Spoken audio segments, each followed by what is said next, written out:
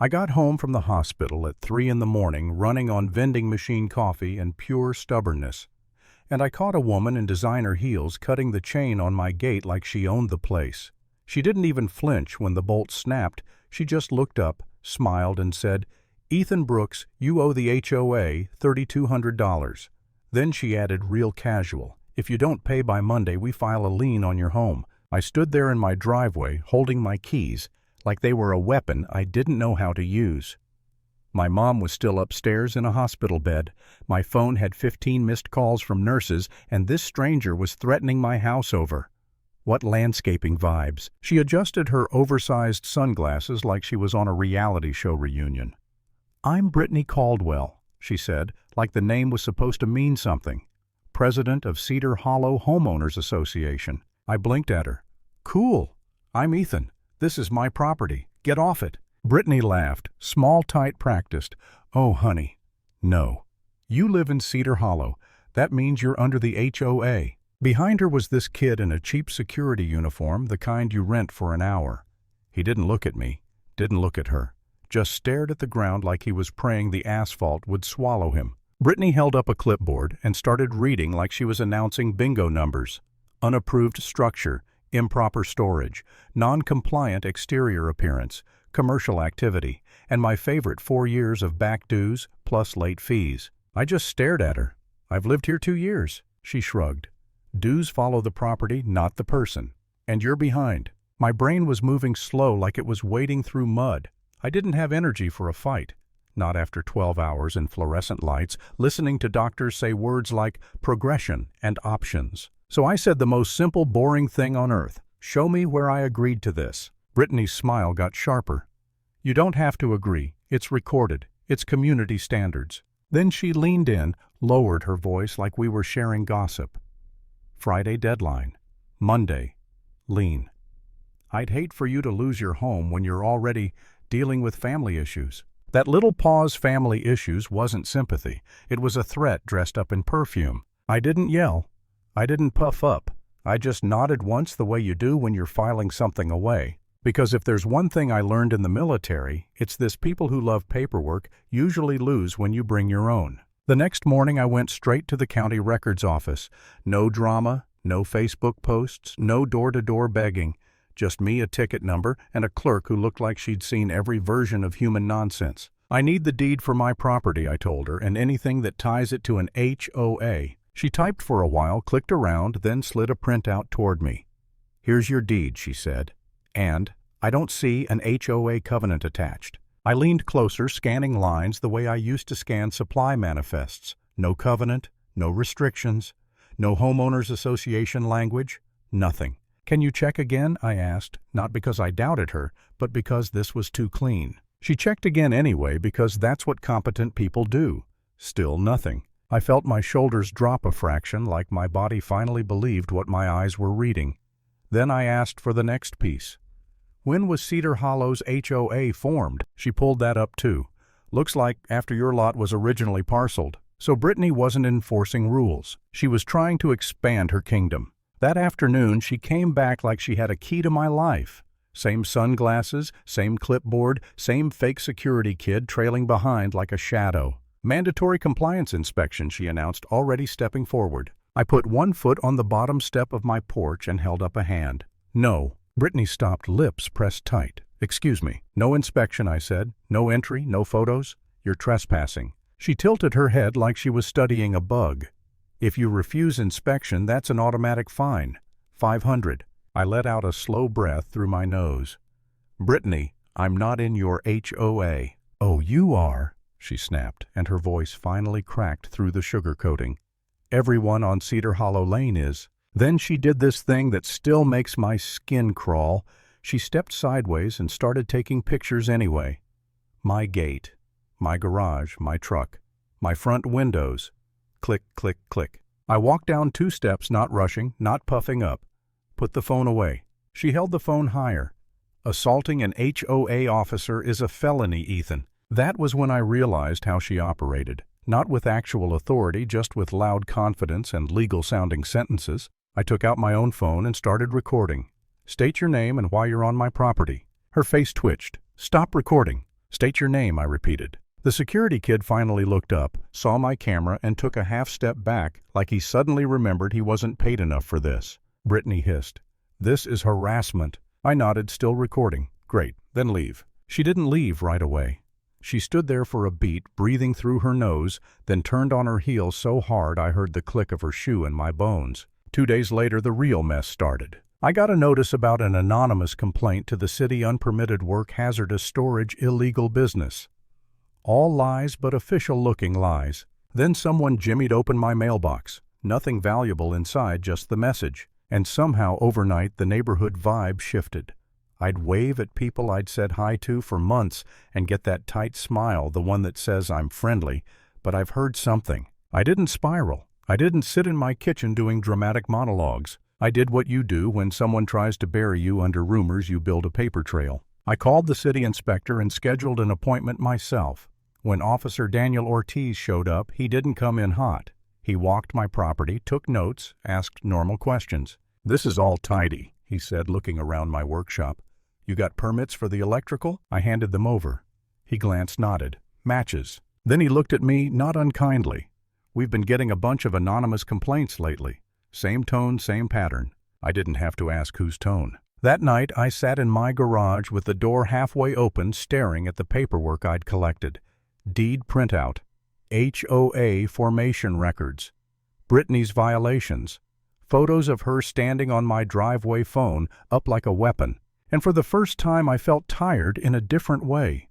Not the hospital tired, not the sleep tired. The kind of tired that comes from realizing someone has free time and malice. I actually considered paying, not because I thought she was right, because I wanted the noise to stop.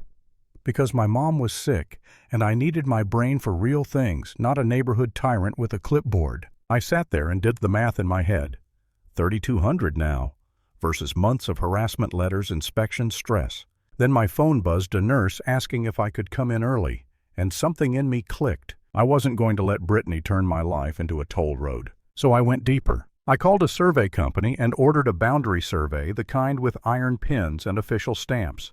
While I waited, I pulled out an old lockbox my uncle had left me, Uncle Jack, the guy who taught me how to change oil and never trust anyone who calls themselves community leadership. Inside were a few dusty folders, some tax records, and one thick packet labeled in his handwriting, "Property." I flipped through it and found something that made me sit up straight. A signed, recorded property exclusion agreement. Not a blog post, not a maybe. A real notarized document that carved my lot out of any homeowners association control with language so blunt it felt personal. And then I found the kicker, an enforcement clause. Penalties for each attempt to impose HOA governance on excluded property. I called a lawyer the next morning.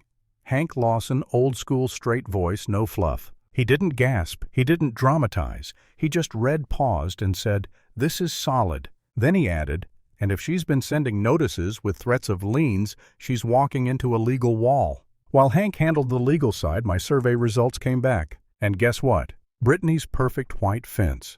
The one she bragged about in neighborhood emails. It was over my line. Not by inches, by enough that you could see it clearly on the diagram. I printed the survey, made copies, and sent Brittany a certified letter. Simple language, no insults. "Your fence encroaches on my property. You have 30 days to remove it.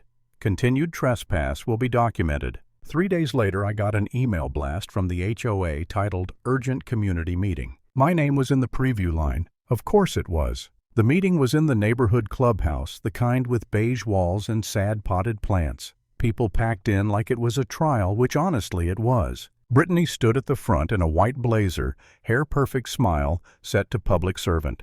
Behind her was a projector screen with photos of my house circled in red like I was a crime scene. She tapped the microphone. "Thank you all for coming," she said. "We have a serious situation involving a homeowner refusing compliance and threatening community order." I watched faces in this crowd trying to read who believed her, who didn't, who just wanted the meeting to end. Brittany flipped to a slide labeled "Evidence." Then she held up a document. "We have proof Mr. Brooks's property is under HOA jurisdiction, a voluntary enrollment form signed in 1994. She turned the paper toward the room like a magician, revealing the final card. My stomach went cold, not because I believed her, because I recognized what she was doing. If she sold the lie loudly enough, some people would accept it just to avoid conflict. She kept going. We also have reports of aggressive behavior, residents feeling unsafe. That was the moment she tried to turn the room against me. Not with facts, with fear. I stood up slowly. No sudden moves, no chest thumping. "Can I plug in my laptop?" I asked, calm enough that a few heads turned. Brittany's smile didn't move. "This is not the time for—" "It'll take 2 minutes," I said. "Then we can vote." A couple people murmured. Someone, Eleanor Grant, bless her, spoke up. "Let the boy talk." Brittany's jaw tightened. She waved a hand like she was granting me mercy. I walked up, plugged in, and pulled up the county record. First slide, my deed. Clean. No HOA covenant. Second slide, HOA formation date. After my lot. Third slide, property exclusion agreement. Big stamp. Recording number. Notary. I didn't ramble. I didn't lecture. "This property is excluded," I said. "It's recorded. The HOA has no authority over my land." Brittany's face went still like someone hit pause. Then I pulled up the survey diagram and zoomed in. "And this is the boundary survey I ordered last week." I pointed with my finger right on the line. "Your fence is on my property." A ripple moved through the room. Not gasps, something sharper. Recognition. Brittany opened her mouth, closed it, then said, "That's not accurate." I clicked to the next screen, my certified letter delivery confirmation, her signature on receipt. "You got notice," I said. "You ignored it." Then I did one last thing. I played the short video clip I recorded in my driveway. Brittany saying mandatory inspection. Brittany taking photos after being told to stop, Brittany threatening felony charges like she was a judge. The room got quiet in a way you can feel in your teeth. Brittany's voice rose. "This is out of context. He's manipulating." A woman in the back stood up. She wasn't dressed like the neighborhood. Plain blazer hair pulled back, no clubhouse meeting energy at all. "My name is Rachel Kim," she said, holding up a badge, "and I'd like to see the original of that 1994 enrollment form you displayed." Brittany froze. Rachel didn't move. The original, she repeated. Not a copy, not a photo. The original. Brittany's eyes flicked around the room like she was looking for an exit that hadn't been installed. "It's with our attorney," she stammered. Rachel nodded once, like she'd heard that exact sentence 1,000 times. "Then we'll be following up with your attorney." And right then, Officer Daniel Ortiz stepped into the room with another man in city attire. Not dramatic, not aggressive, just official. "Ms. Caldwell," Ortiz said, "we need to talk about a few complaints tied to HOA enforcement and potentially falsified documents." Brittany turned bright red, then pale in a span of seconds. She tried to laugh it off, tried to turn it into a misunderstanding. But nobody laughed with her. Not a single person. Ortiz gestured toward the front table. "Please step aside. We're collecting materials." Brittany clutched her clipboard like it was a life raft. "You can't. This is private. This is HOA business." Rachel's voice cut through, calm as ice. "Not if it involves fraud." Brittany's mouth opened again, but no words came out.